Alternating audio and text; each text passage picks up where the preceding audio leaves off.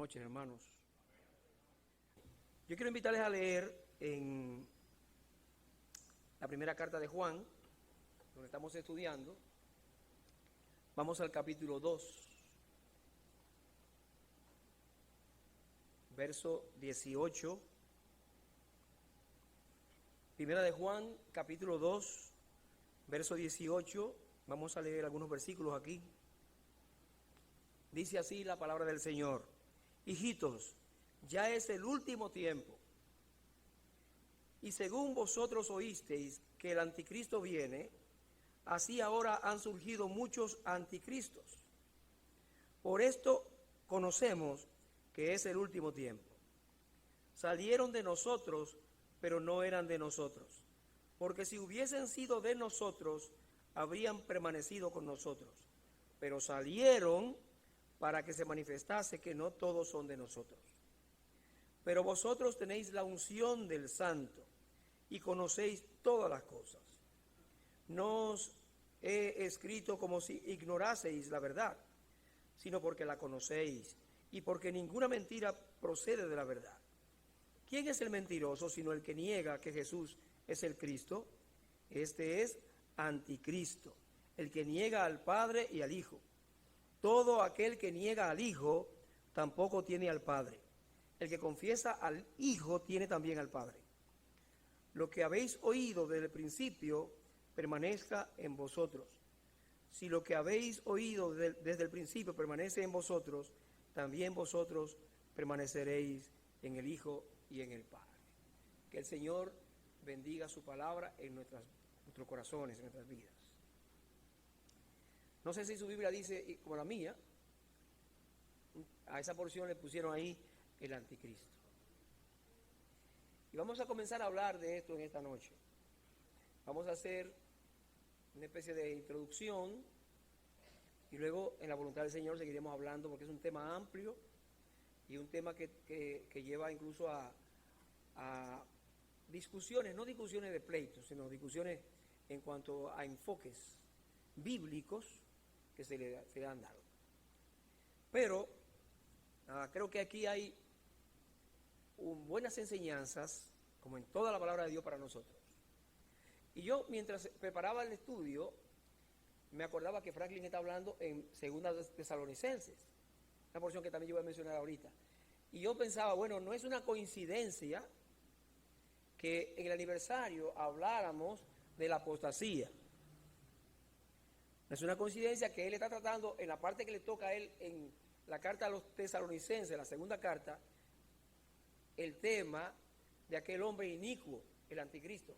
Y que también yo estoy tratando precisamente ese tema en esta parte que me toca de la carta de Juan. Yo creo que por eso es importante, por lo menos para mí, me parece muy importante el tema en este tiempo. Ahora bien, Juan se ocupa de advertir a los creyentes, a nosotros, sobre el peligro del engaño de los falsos maestros. Los anticristos, así los llama él, los anticristos. Y vamos a estar hablando del anticristo y de los anticristos. No todo en esta noche, sino una parte solamente. Como dije, vamos a hacer una introducción hoy. Y comienza este versículo 18 diciendo: hijitos, ya es el último tiempo. Ya hemos visto esa expresión que es característica del apóstol Juan, esa expresión hijitos, que habla de cariño y de confianza. Es como un padre que le habla a sus hijos, o como un maestro que enseña y conversa con los discípulos. Hijitos, es una expresión de confianza. El apóstol Juan se ocupa en sus escritos esencialmente, tiene mucho que ver con el cuidado de la doctrina, con la restauración de las almas que se pueden extraviar, en levantarle, en darle la mano en la enseñanza de la palabra de Dios. De modo que en esta carta muy particularmente, él está hablando de aquellos falsos maestros que estaban tratando de desviar a los hermanos de lo que es el objetivo verdadero que es Cristo y que es la doctrina del Evangelio. Él está preocupado por el bienestar de aquellos a los que Él ama. Y por eso instruye sobre estas verdades que tienen que ver con los de aquel tiempo y también con nosotros hoy día, mis hermanos. Así que vamos a poner atención a todo esto. Y él dice, hijitos, ya es el último tiempo. Ahora, él escribió esa carta alrededor del año 90 después de Cristo. Si calculamos los años que tiene la carta, cuando él escribió, hablamos de más de 1900 años. Entonces, ya es el último tiempo, entonces ¿cuándo será?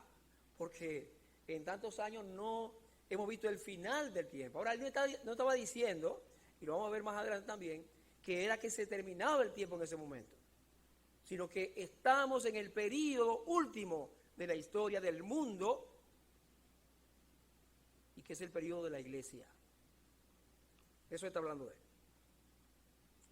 Esta expresión, último tiempo, últimos días, fines de los siglos, se encuentran a través de toda la palabra de Dios. Yo quiero que veamos algunos ejemplos. En esta noche voy a usar algunas citas bíblicas, un poco más que lo acostumbrado. Así que si usted quiere ayudarme leyendo, agarre su Biblia ahí, por favor, y me ayuda a leer. Vamos a buscar primeramente en el libro de Daniel, Antiguo Testamento, capítulo 10 y verso 14. Daniel, capítulo 10, verso 14. A ver lo que dice allí.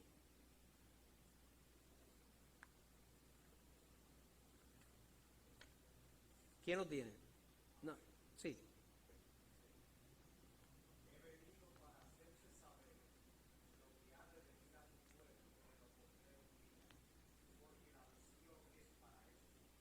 Ajá, ¿usted ve? Ahí está hablando ya acerca de los postreros días, porque hay una visión que él recibió que se va a cumplir allí. Y el ángel está hablando a Daniel sobre ese periodo futuro que va a terminar con la segunda venida de Cristo. Y Daniel vivió unos 600 años antes del Señor Jesucristo. Profeta importante que conocemos en la palabra de Dios. Isaías capítulo 2, otra porción, vamos a leer. Isaías 2:2, para que veamos también otra expresión de los postreros tiempos. Isaías capítulo 2 y verso 2, ¿cómo dice?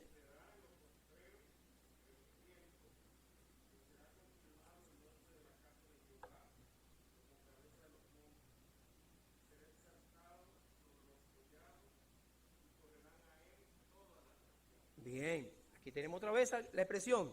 Ahora es lo postrero de los tiempos, o sea, lo último del tiempo.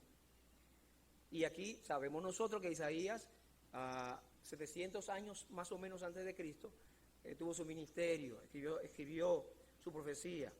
Y él está mirando hacia el futuro, hacia el reino milenial del Señor Jesucristo. Ese reino donde va a establecer su gobierno sobre Israel, sobre las naciones, pero un reino, un gobierno de justicia, un gobierno de paz. Y le está hablando de que esto va a ocurrir en lo postrero de los tiempos, al final de los tiempos. También encontramos nosotros, y esa lo voy a referir solamente, que Pedro se refiere a la manifestación de Jesucristo en su primera venida, como manifestándose en los postreros tiempos, dice Pedro. El Señor vino y se manifestó en los postreros tiempos. Así que Pedro considera esa época que él vivió como los últimos tiempos, porque él fue contemporáneo del Señor. Se estima que Pedro escribió su carta, la primera carta, alrededor del año 60-65 después de Cristo. El apóstol Pablo también habla de la iglesia y se refiere a la iglesia de aquel tiempo y a nosotros como a aquellos a quienes han alcanzado los fines de los siglos. Fíjense bien otra vez. Los fines de los siglos. Y el apóstol escribió esta carta a los Corintios alrededor del año 55 después de Cristo. También es Pablo, ustedes saben, conocer la porción, que le escribe a Timoteo, su discípulo, y le dice que también debe saber esto, que en los postreros días vendrán tiempos peligrosos. Ahí habla también de postreros días, los últimos días. Ahora, mis hermanos, ¿qué es lo que yo quiero destacar en esta parte? ¿Qué quiero destacar? Así como Juan y estos escritos, especialmente en el Nuevo Testamento que estamos leyendo, señalan los últimos tiempos, los últimos días, nosotros debemos poner atención porque realmente lo que nos está diciendo es que hay una época que tiene que ver con la venida del Señor Jesucristo hasta su segunda venida, que se llama los últimos tiempos, que se identifican en la Biblia como los últimos tiempos. Hay gente que pone fechas, hay gente que pone, que se ha atrevido a señalar fechas para la segunda venida del Señor. Eso es un error. Hay acontecimientos que se están produciendo en el mundo y que se han producido ya guerras, rumores de guerras, terremotos y todas esas cosas, como dijo el Señor, que están anunciando el final de los tiempos. Pero no hay posibilidad humana para señalar cuándo terminará este tiempo, este periodo que estamos viviendo en la iglesia. Ahora, lo más importante en esta parte que yo creo que debemos mirar es que Juan, como los demás escritores del Nuevo Testamento, vivía en la expectativa constante del regreso del Señor Jesucristo en su segunda venida. Vivía constantemente pensando en esto y hablando de esto y enseñando sobre esto y exhortando para que los hermanos se prepararan para la segunda venida del Señor. Ahora, hermano, usted y yo, ¿cuál es la expectativa que tenemos? ¿Qué es lo que esperamos? Óigame, uno se pone a pensar en lo que está pasando en el mundo. ¿Saben lo que pasó en Estados Unidos con estos jovencitos, estos niños? Y lo que ha estado sucediendo, creo que leí que en el año pasado hubo 17 tiroteos en escuelas, también allá. Y uno oye hablar de que el virus está levantándose, dicen por allá, en muchos casos. Uno oye hablar de la viruela del mono, algo así es. Y uno dice, bueno, pero ¿y cuántas cosas? Y dice, estamos en los últimos tiempos, dice la gente, estamos, ya, no puede ser más de ahí, piensa uno. Bueno, Dios lo sabe. Ahora, nuestra expectativa, hermano, no son esas tragedias lamentables que hay en el mundo. Nuestra expectativa es la venida gloriosa de nuestro Señor Jesucristo. Cuando Dios, el Padre, así lo ha establecido, Él vendrá. Y todas estas cosas van a ser cambiadas, van a ser transformadas para provecho nuestro y para gloria de Dios Padre. Ahora, usted y yo no sabemos ni el día ni la hora. Pero como creo que he escuchado a Armando decir varias veces, el inminente regreso del Señor, sí, es inminente. En cualquier momento el Señor puede venir.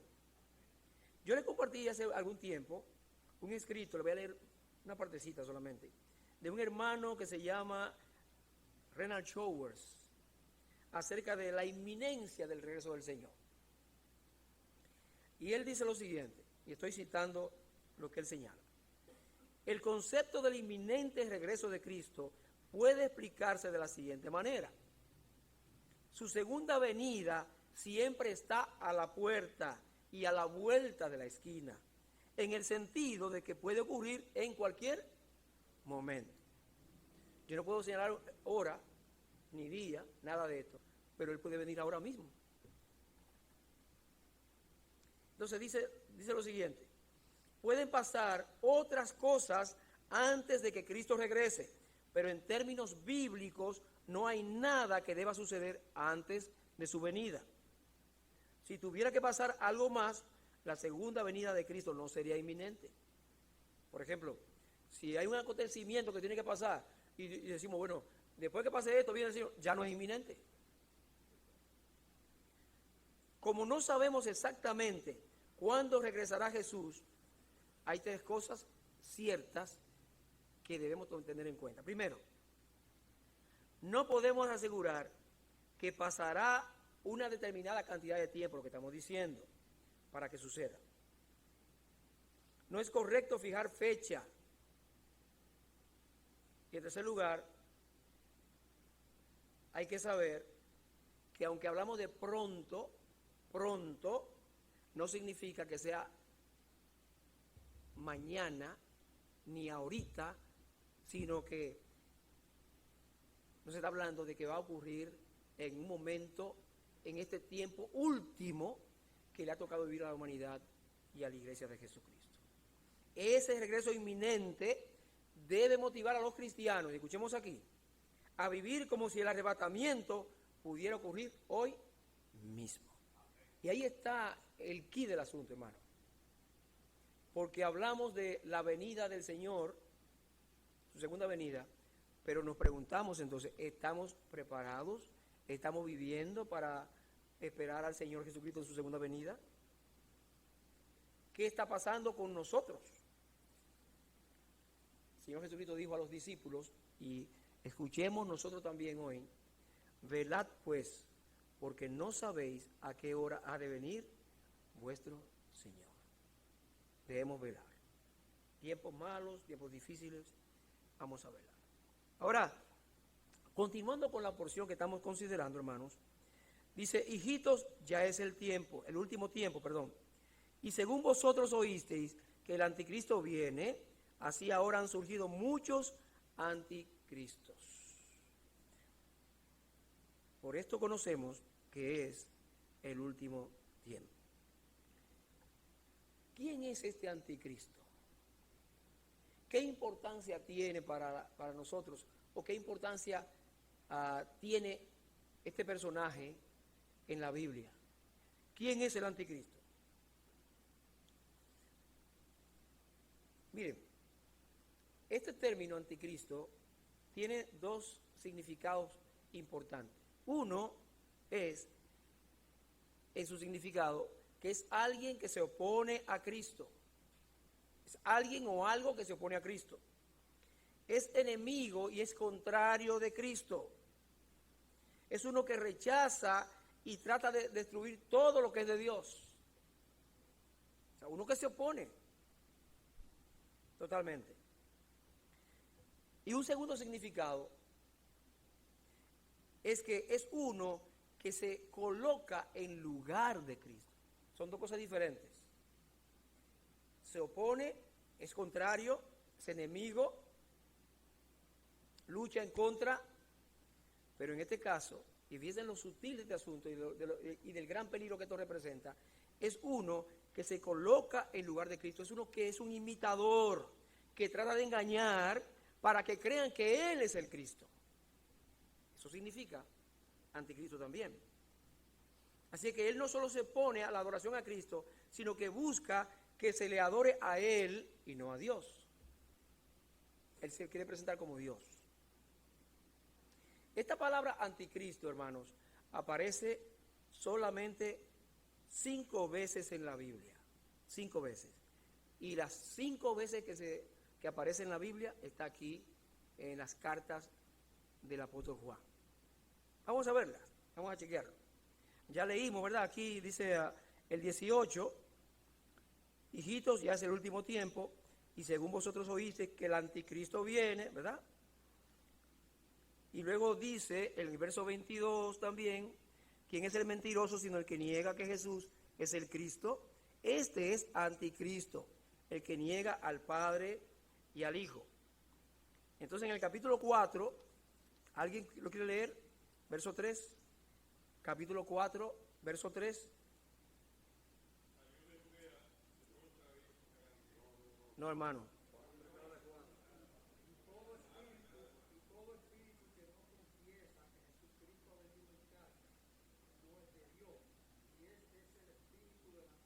Exactamente, gracias. Entonces, finalmente vamos a segunda de Juan, ahí mismo cerquita, segunda carta de Juan, versículo 7, ¿cómo dice?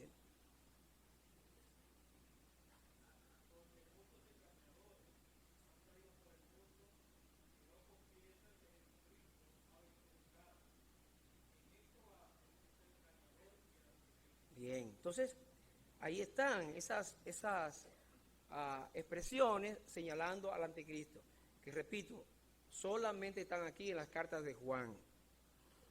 Sí, pero no olvidemos que ese personaje del que estamos hablando, que es un personaje siniestro, misterioso, malvado, se menciona también en otra parte de la Biblia con otros nombres, con otros títulos. Por ejemplo, y no vamos a buscar esa porción, en Daniel se habla de él como el cuerno pequeño, también como el príncipe que ha de venir, y en la segunda carta a los tesalonicenses se habla de él como el hijo de perdición, el hombre de pecado y el inicuo. Y hay otras porciones más, muchas porciones más que podemos citar, donde encontramos que se habla de este personaje que es el anticristo. Ahora, una pregunta. ¿Es una persona o es un sistema? Una persona. El hermano Franklin habló sobre esto y aclaró que es una persona, correctamente. Ahora, hay maestros de la Biblia que enseñan que el anticristo es un sistema, que no es persona, no es una persona, y usted encuentra muchos escritos, libros y eso que dicen, no, están equivocados porque no es una persona, no hay que esperar a nadie, es un sistema. Ellos dicen que es una especie de espíritu de rebeldía e incredulidad que se levanta en contra de Cristo y de Dios. Eso dicen muchos. Pero nosotros, hermanos, no por opinión propia, sino leyendo la palabra de Dios, entendemos, encontramos que se trata de una persona, de un hombre, de un individuo que va a aparecer. Ahora, sin descartar lo que es el sistema, porque el anticristo es el hijo del diablo. Y el diablo se opone a Dios desde el principio. Entonces, hay un sistema que funciona y que se opone a Dios. El sistema satánico. Por eso sabemos que cuando dice el apóstol en su enseñanza que no vemos al mundo, está hablando de ese sistema que va mucho más allá de lo que es este planeta Tierra. Hay un gran conflicto. Ahora, pensando en esto, yo pensaba en Rafael Leonidas Trujillo Molina. Un personaje, ¿verdad? Ese es un personaje. Sí. Y uno dice, bueno, es una persona. Ahora, ¿se acuerdan de la era de Trujillo? La era de Trujillo. ¿Qué implicaba esto? Un sistema dictatorial con todo lo que esto representaba, de persecuciones, controles y todo esto. Bueno, entonces se puede hablar que cuando venga el anticristo como persona, ya está funcionando, está funcionando el sistema diabólico que lo soporta, que lo apoya a él. Así es, de esa manera. Ahora, vamos a la segunda carta a los tesalonicenses, para que leamos algunos versículos allí. ¿Alguien puede leer? Sí, segunda carta a los tesalonicenses, capítulo 2, vamos a leer por lo menos verso 3 y verso 8.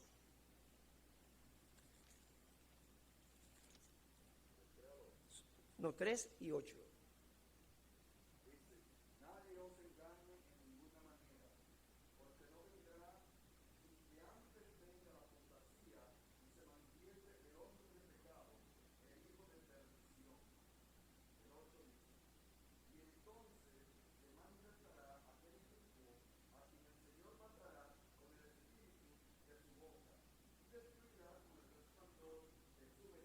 Amén, gracias, hermano. Aquí en esta segunda carta a los tesalonicenses encontramos nosotros esta alusión directa a una persona. Fíjese que habla de hombre de pecado. Dice hijo de perdición. Le llama inicuo.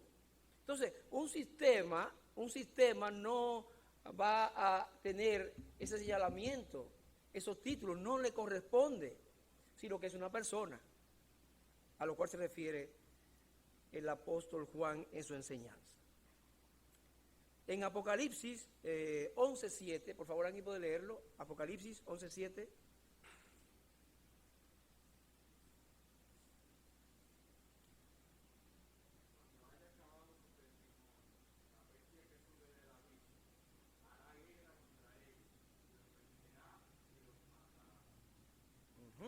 ¿Se ve? ¿Cómo se llama aquí el anticristo? La bestia. ¿Se ve? Ahí habla de dos bestias, una de esas bestias es el anticristo. Entonces, este título es el que más se le asigna, con el que más se señala en Apocalipsis al anticristo, la bestia. Y noten ustedes, tomando en consideración la función contraria del anticristo, que él es llamado la bestia en contraposición, en sentido contrario a lo que es nuestro Señor Jesucristo, que es el Cordero de Dios. Se recuerda que Juan lo anuncia como el Cordero de Dios que quita el pecado del mundo, y hay muchas referencias más al Señor como el Cordero. Entonces, este anticristo es la bestia. Y esto nos habla a nosotros de su ferocidad, su maldad, uno que viene a destruir. Así que, subrayando más o menos una definición de este anticristo, podríamos decir que será un dictador mundial que conducirá a la humanidad en lo que parece ser al principio una edad de oro durante un tiempo, hasta que muestra su verdadera identidad, su cara verdadera, y hasta que el juicio de Dios se derrama sobre él y sobre su imperio. Él va a llegar y va a convencer, va a tener éxito con la gente, con las naciones, hasta que el Señor venga y lo destruya, como dice la segunda carta a los tesalonicenses. Y yo voy a mencionar ya para finalizar prácticamente algunas características que se le da a este anticristo. Y voy a usar como referencia un libro que estaba leyendo sobre el anticristo. Se llama precisamente El Anticristo, de Arthur Pink. Algunas características de este personaje, para que entendamos que no es un cualquiera. Dice este hermano que el anticristo será un genio intelectual. ¿Esto qué significa? Que poseerá una inteligencia extraordinaria. Vámonos a Daniel capítulo 8, verso 23, por favor, alguien que lo lea. Daniel capítulo 8, verso 23.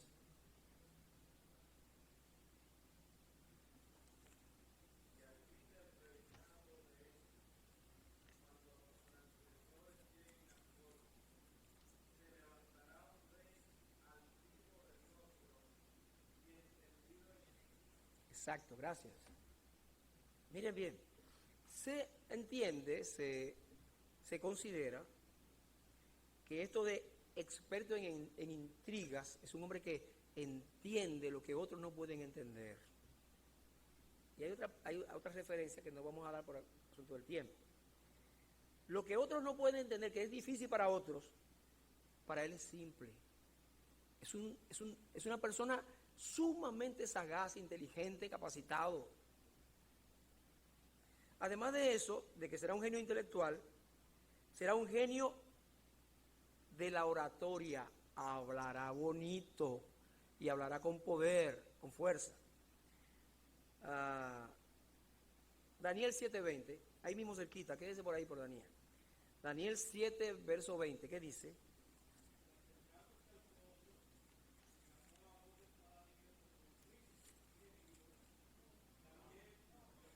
Siete 20.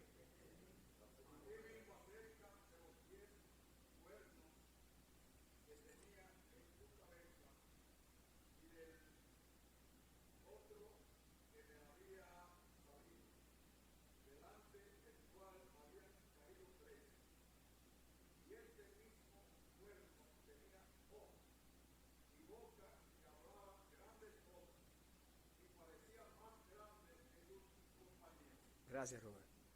Fíjese aquí, hablaba grandes cosas. Otras traducciones dicen con arrogancia. Es alguien que tenía el poder, que tiene o que tendrá el poder de la palabra. En Apocalipsis, ustedes lo pueden buscar en sus casas, se dice de él que su boca es como boca de león. Su boca es como boca de león. Y es una simbología que nos habla a nosotros del poder de sus palabras. Cuando un león ruge en la selva, en la pradera, donde sea, nadie lo puede imitar así, con ese poder que ruge. Entonces, el anticristo va a superar a todos. Hemos oído gente que parecen superdotados con la palabra, que convencen, que mueven las masas. Y ha habido grandes líderes que han llevado a la perdición a mucha gente, o que los han motivado a hacer cosas buenas también. Pero nadie en este mundo, aparte del Señor Jesucristo que lo supera en todo, nadie como el anticristo, con su palabra. Además será un genio político. Daniel 11:21 dice que al principio no se le dará el honor del reino. Él comenzará chiquito, un cuerno pequeño, pero vendrá de improviso, dice Daniel 11:21, y tomará el reino con intrigas. Aquí está otra vez, inteligentemente, utilizando su astucia, él se engrandecerá. Y uno piensa en los políticos de hoy, no solamente en los dominicanos. El político generalmente utiliza argumentos, herramientas, busca maneras de conseguir. Bueno, pues las estrategias de este hombre que vendrá, este hijo del diablo que vendrá, no se pueden comparar con otro. Es un genio político. Dice el hermano también aquí, en esta característica, que será un genio militar también. En Apocalipsis dice que saldrá para vencer y vencerá. Él va a arrasar con todo lo que se ponga por delante.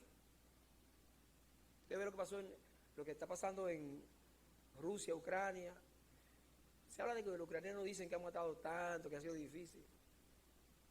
En esa guerra el grande se come el chiquito. Es así. Ahora, dice Apocalipsis también, ¿quién es capaz de hacer guerra contra él?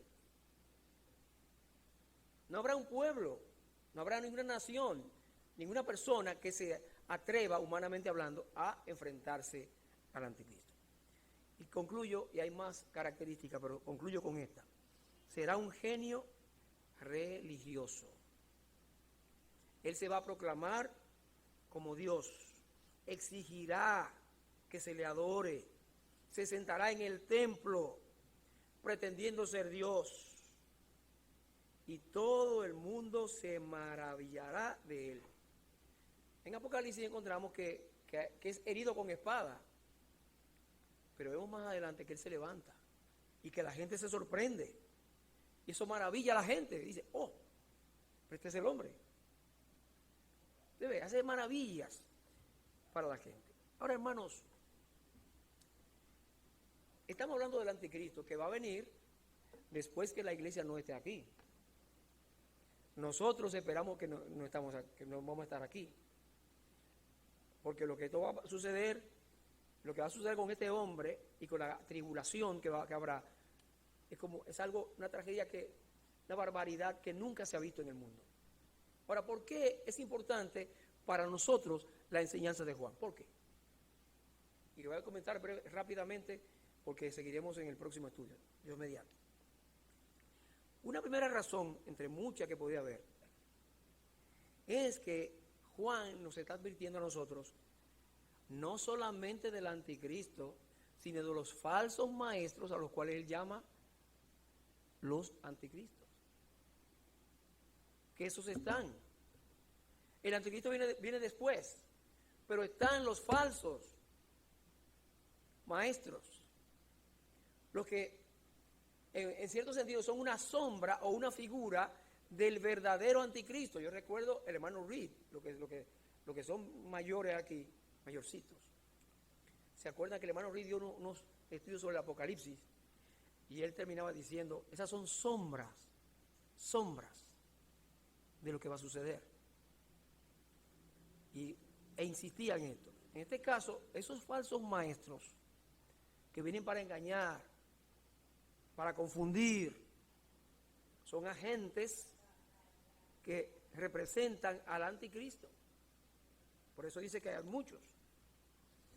Y Juan entonces nos advierte acerca de esto. Por eso dice, nosotros estudiamos en el aniversario la enseñanza de que nos cuidemos, porque muchos en los últimos tiempos van a apostatar de la fe. Es un gran peligro. Y en segundo lugar, hermanos, una razón poderosísima de Juan para hablar sobre esto es que cuando hablamos del anticristo y de los anticristos y de los últimos tiempos, estamos hablando, hermanos, de que el Señor Jesucristo viene, está cerca. Como dije al principio, no es que va a venir mañana, no sabemos, puede venir ahora, pero el Señor Jesucristo viene. Y entonces a nosotros los creyentes nos corresponde vivir con esa expectativa. Y la exhortación de Juan es esa. Miren, vayan observando, cuídense, porque hay grandes peligros también para el alma cristiana. Pero nos dice, cuídense de los falsos maestros y miren hacia arriba, porque nuestro Señor ya viene y viene por nosotros. Así que lo voy a dejar hasta aquí y en la voluntad del Señor seguiremos tratando el tema, que es amplio. Yo no voy a tratar muy ampliamente, pero quiero tocar otros puntos, porque en esa porción ahí nos permite hablar sobre los falsos maestros, quiénes son esos, y creo que vale la pena estudiar. Así que el Señor les bendiga, hermanos. Vamos a orar. Padre nuestro que estás en los cielos, muchas gracias por tu palabra, que nos permite mirar en ella y aprender que vivimos en el último tiempo peligroso, un tiempo en que nos corresponde velar, guardar la fe, y te rogamos que nos ayude, Señor, para que seas tú quien nos dirijas y que nos dé tu gracia para obedecer. Mira los que estamos aquí en esta noche, escuchando tu palabra. Mira los que no pudieron llegar. Sé con cada uno de tus hijos, Señor. Guárdanos y permite que el testimonio nuestro siempre sirva para bendición de otros que no te conocen. Pensamos en los enfermos, pensamos en las actividades que nos quedan en esta semana y en el principio de la próxima semana. Mira el memorial del sábado y los cultos que se han anunciado, Señor. Consuela a las familiares de la hermana que murió.